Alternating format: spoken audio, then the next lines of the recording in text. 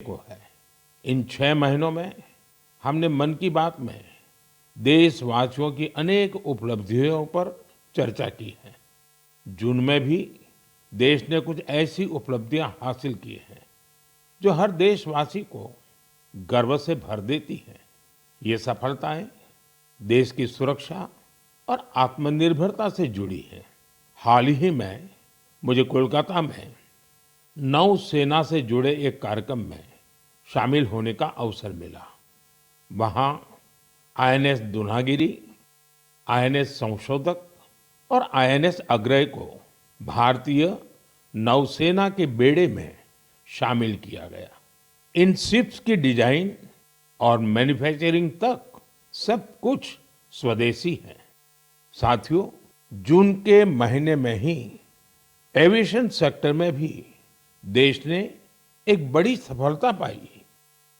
C295 ये विमान made in India है और C295 विमान ने अपनी पहली उड़ान पूरी की है और ऐसे 40 विमान भारत में ही बनाए जा रहे हैं।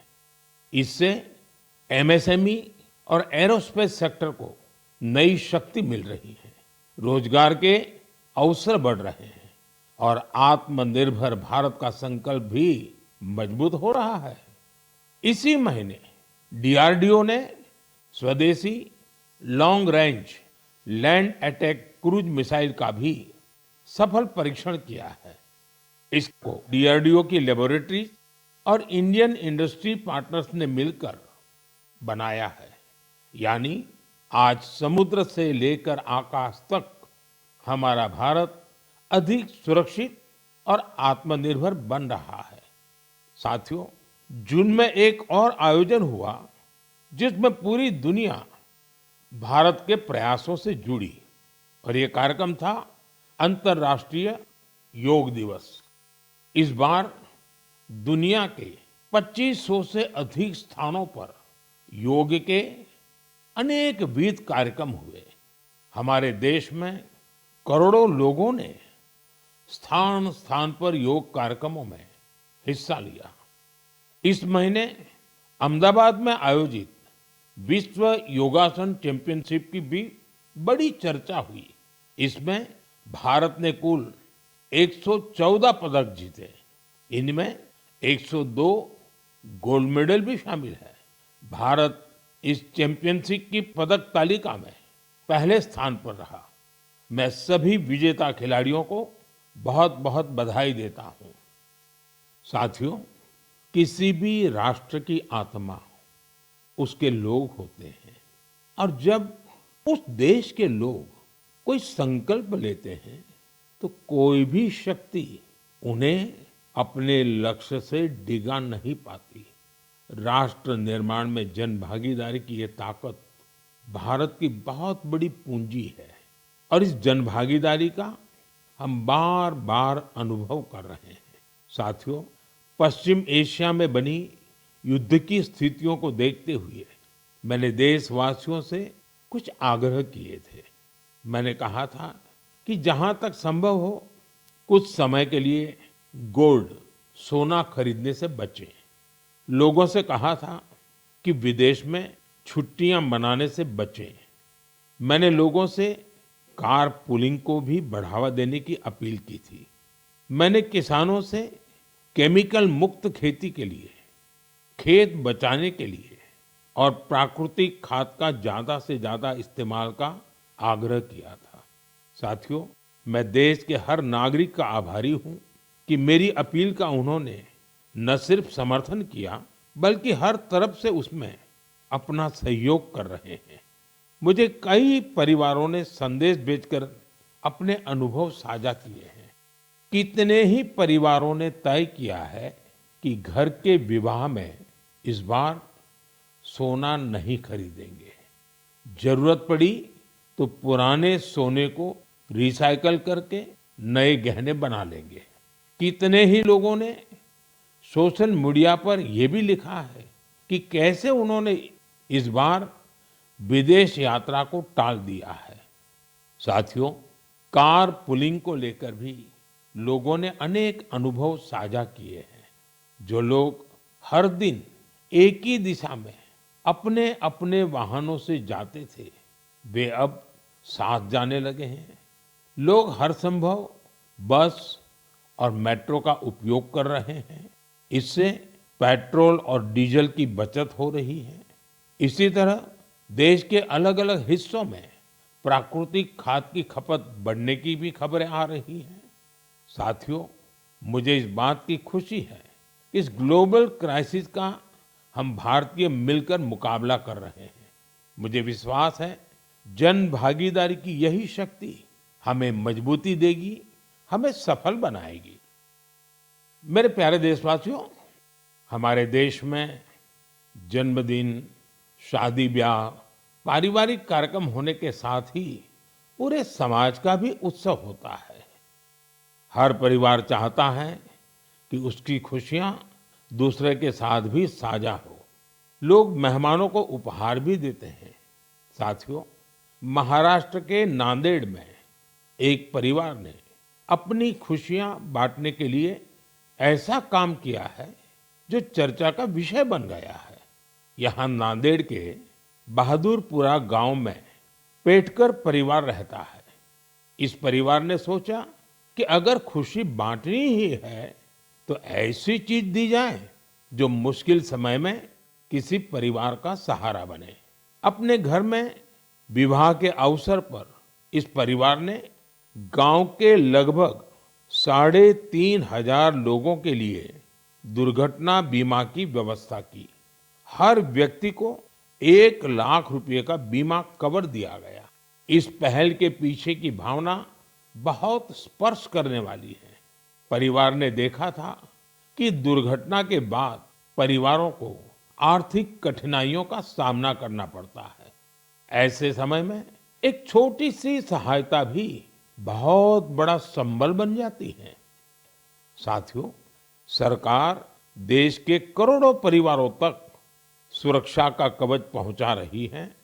प्रधानमंत्री सुरक्षा बीमा योजना के तहत केवल 20 रुपये के सालाना प्रीमियम, यानी केवल 1 साल के 20 रुपये का प्रीमियम, उस पर 2 लाख रुपए तक का दुर्घटना बीमा मिलता है।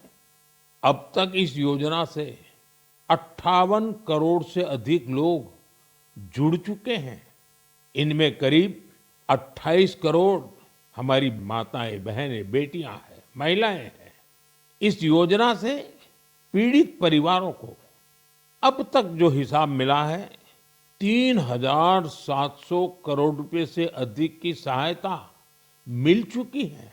साथियों, उसी प्रकार से प्रधानमंत्री जीवन ज्योति बीमा योजना भी उतनी ही अहम है। ये योजना व्यक्ति की दुखद मृत्यु होने पर उसके परिवार को 2 लाख रुपए का बीमा कवर देती है। इसका वार्षिक प्रीमियम सिर्फ 436 रुपये है, मतलब एक दिन का मुश्किल से 1.5 रुपया। इस योजना से अब तक 27 करोड़ से अधिक लोग जुड़े हैं। इसके तहत देश के करीब 11 लाख परिवारों को करीब 22,000 करोड़ रुपए की सहायता मिल चुकी है। ये आंकड़े बहुत बड़े हैं। इन आंकड़ों के पीछे लाखों परिवारों की अपनी अपनी कहानी है। कहीं किसी माँ को बच्चों की पढ़ाई जारी रखने में सहायता मिल गई, कहीं किसी पत्नी को घर की जिम्मेदारियां संभालने का सहारा मिल गया। साथियों, कई बार बहुत बड़ी सुरक्षा की शुरुआत बहुत छोटी राशि और एक छोटे से कदम से हो सकती है। छोटा सा भी निर्णय बहुत बड़ा बदलाव करता है।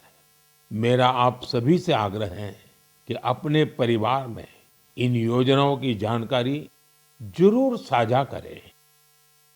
मेरे प्यारे देशवासियों, मन की बात में अब बात एक ऐसे विषय की जो हजारों साल पुराना है, हजारों साल से मानव समाज में घर कर करके बैठ गया है। ये विषय है अंधविश्वास का। अंधविश्वास कई बार केवल एक गलत धारणा नहीं होता, वो डर पैदा करता है। और जब डर मन पर हावी हो जाता है तो इंसान सच को देखना ही बंद कर देता है। अंधविश्वास में डूबे लोग फिर बिना तर्क के, बिना सत्य जाने ऐसे फैसले लेने लगते हैं जिनका बड़ा नुकसान होता है। वहीं समाज में ऐसे लोग भी होते हैं जो विज्ञान, अनुभव और तर्क के आधार पर उन धारणाओं को चुनौती देते हैं। अंधविश्वास से विश्वास तक की ये यात्रा आसान नहीं होती। और आज मैं ऐसी ही एक सफल यात्रा के बारे में आपको जरूर बताना चाहता हूँ। साथियों, असम में एक पक्षी पाया जाता है। उस पक्षी का नाम है हरगिला। हरगिला एक दुर्लभ पक्षी है। ये प्रकृति को स्वच्छ रखने में अहम भूमिका निभाता है। लेकिन असम के कुछ इलाकों में लंबे समय तक इसे अशुभ माना जाता था।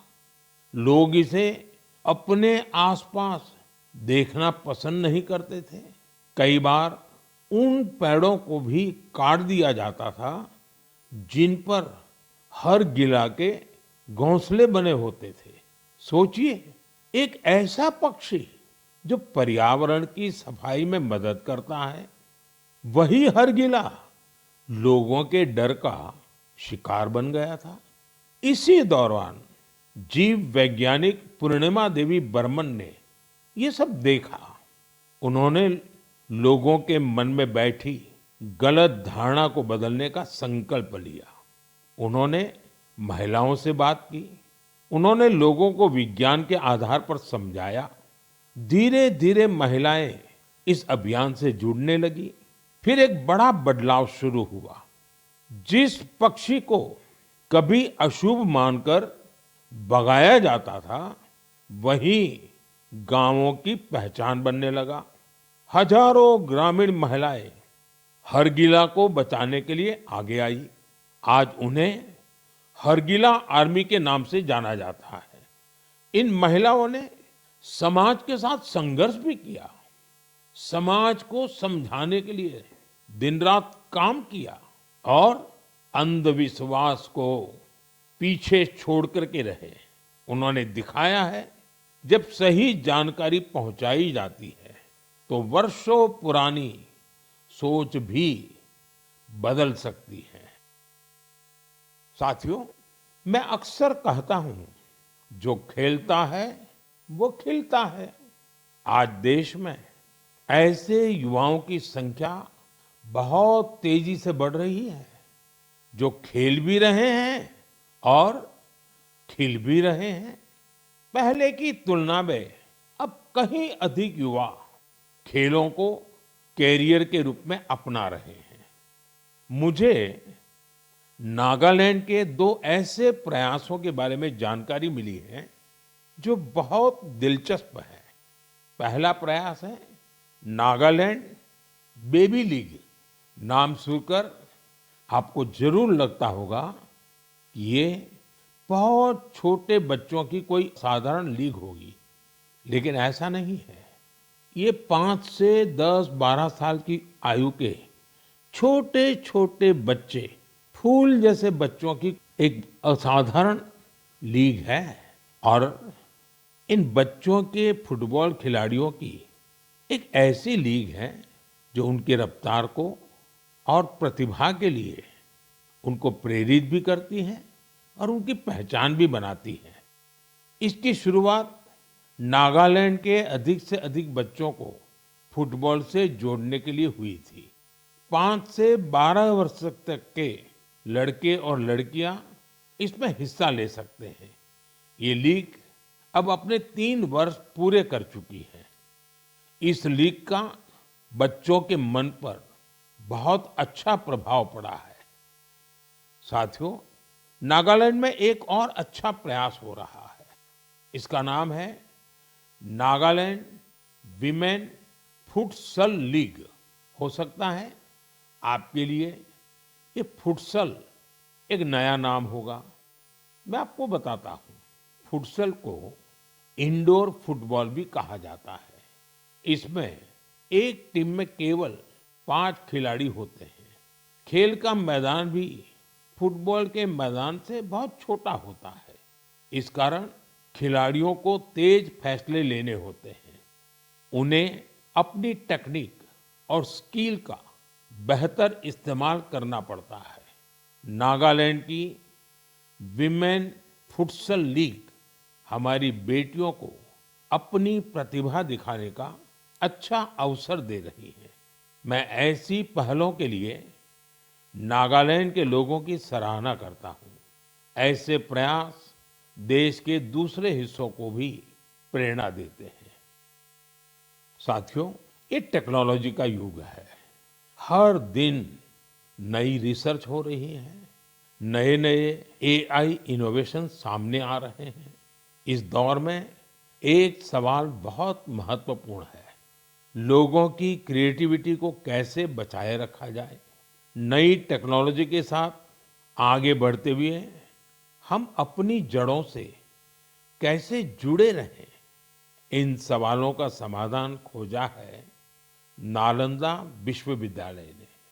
हजारों साल पुरानी हमारी नालंदा विश्वविद्यालय अब नए अवतार के रूप में भारत का भाग्य गढ़ रही है।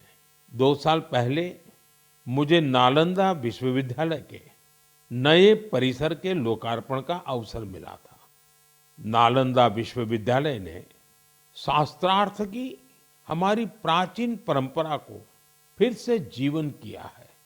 शास्त्रार्थ केवल अपनी बात रखने का माध्यम नहीं है, ये वाद, संवाद और मंथन की एक अनुशासित प्रक्रिया है। इसमें तर्क के साथ, तथ्य के साथ अपनी बात कहना बहुत जरूरी होता है और उसमें आपकी महारत होनी चाहिए।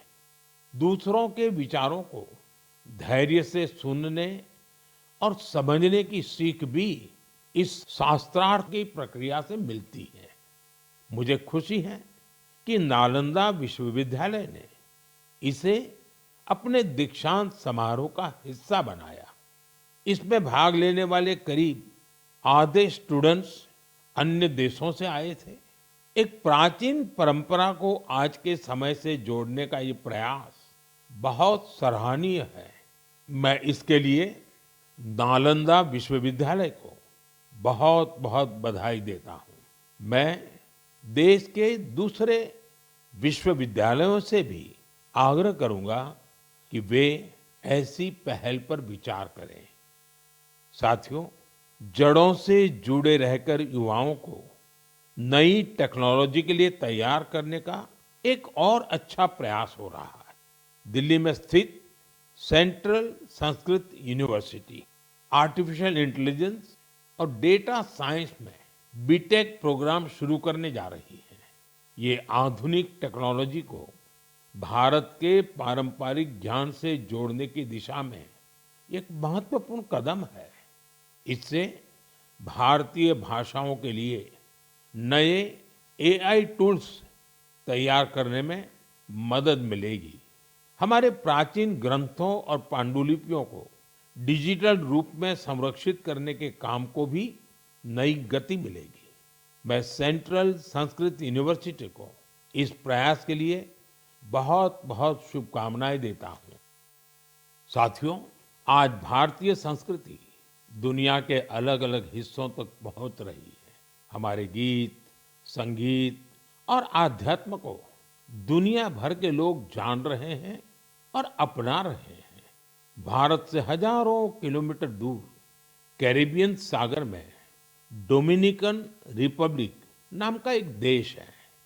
वहाँ भारतीयों की संख्या करीब 100 है, शायद उससे भी कम होगी। इसके बावजूद भारतीय संस्कृति और आध्यात्म से जुड़ा एक बहुत अच्छा प्रयास वहाँ हो रहा है। वहाँ स्पेनिश बोलने वाले कुछ लोगों ने एक टीम बनाई है। इस टीम का नाम है ब्रह्म कमल डोमिनिकाना। टीम के सदस्य मिलकर वैदिक साहित्य का अध्ययन करते हैं, वे वैदिक मंत्रों का उच्चारण भी सीख रहे हैं। उन्हें इसकी कोई फॉर्मल ट्रेनिंग नहीं मिली है, लेकिन उन्होंने ऑडियो रिकॉर्डिंग सुनकर वैदिक मंत्रों का सही उच्चारण सीखा है। आज वे कई मंत्रों का बहुत अच्छे से जाप कर लेते हैं। इनमें पुरुष सूक्तम, श्री सूक्तम, श्री रुद्रम, दुर्गा सूक्तम और देवी महात्म्य शामिल है। भारत से इतनी दूर रहकर हमारी परंपराओं को सीखने का उनका ये प्रयास बहुत प्रेरक है। मैं ब्रह्म कमल डोमिनिकाना वहाँ के सभी सदस्यों को उनके प्रयासों के लिए शुभकामनाएं देता हूँ। मैं ऐसे सभी लोगों की हृदय से सराहना करता हूँ जो भारतीय संस्कृति को दुनिया भर में लोकप्रिय बनाने के लिए निरंतर प्रयास कर रहे हैं। मेरे प्यारे देशवासियों, मेघालय की पहचान बादलों से है, खूबसूरत नज़ारों से है। जो मेघालय जाता है उसे वहाँ के लोगों का अपनापन भी लंबे समय तक याद रहता है।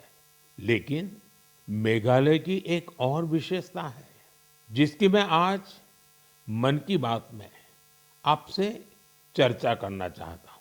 ये है मेघालय के रूट ब्रिज। रास्ता वाला रूट नहीं, जड़ों वाला रूट। इन रूट ब्रिजों की कहानी बहुत रोचक है। ये ब्रिज कुछ दिनों या कुछ वर्षों में नहीं बनते। इन्हें तैयार होने में कई दशक लगते हैं। रबर के पेड़ों की जड़ों को धीरे धीरे दिशा दी जाती है। इन जड़ों को जलधाराओं के पार ले जाया जाता है। समय के साथ वही जड़ें एक मजबूत ब्रिज का रूप ले लेती हैं। इन ब्रिजों की एक और विशेषता है, ये जीवित ब्रिज है। समय बीतने के साथ ये और मजबूत हो जाते हैं। इनमें मेघालय के लोगों की सृजनशीलता दिखाई देती है।